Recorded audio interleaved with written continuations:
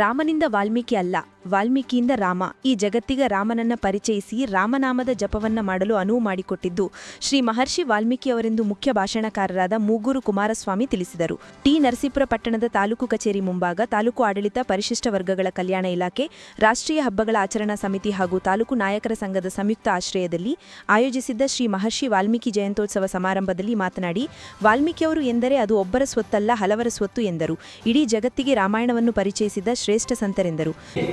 ಒಂದಾಗಿರ್ತಕ್ಕಂತಹ ರಾಮಾಯಣವನ್ನ ಈ ನಾಡಿಗೆ ಕೊಟ್ಟಂತಹ ಕೀರ್ತಿ ವಾಲ್ಮೀಕಿಯವರಿಗೆ ಸಲ್ಲುವಂಥದ್ದು.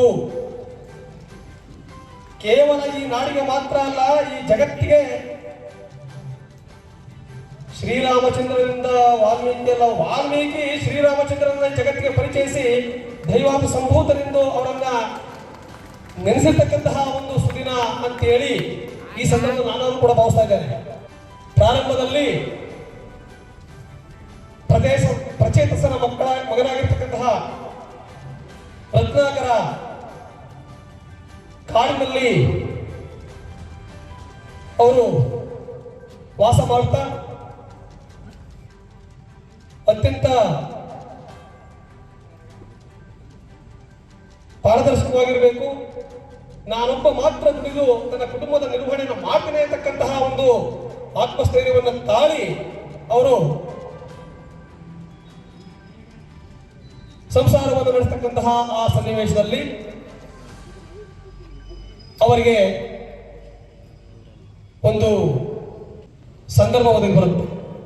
ವೇದಿಕೆ ಕಾರ್ಯಕ್ರಮಕ್ಕೂ ಮುನ್ನ ಪರಿಶಿಷ್ಟ ವರ್ಗಗಳ ಕಲ್ಯಾಣ ಇಲಾಖೆ ಅಧಿಕಾರಿ ಎಂಎನ್ ಕೋಮಲಶ್ರೀ ನೇತೃತ್ವದಲ್ಲಿ ತಾಲೂಕು ಆಡಳಿತ ಹಾಗೂ ಸಮುದಾಯದ ಮುಖಂಡರ ಸಹಭಾಗಿತ್ವದಲ್ಲಿ ಶ್ರೀ ಮಹರ್ಷಿ ವಾಲ್ಮೀಕಿಯವರ ಭಾವಚಿತ್ರ ಸೇರಿದಂತೆ ವಿವಿಧ ಸ್ತಬ್ಧ ಚಿತ್ರಗಳನ್ನು ಪಟ್ಟಣದ ಪ್ರಮುಖ ಬೀದಿಗಳಲ್ಲಿ ಮೆರವಣಿಗೆ ನಡೆಸಲಾಯಿತು.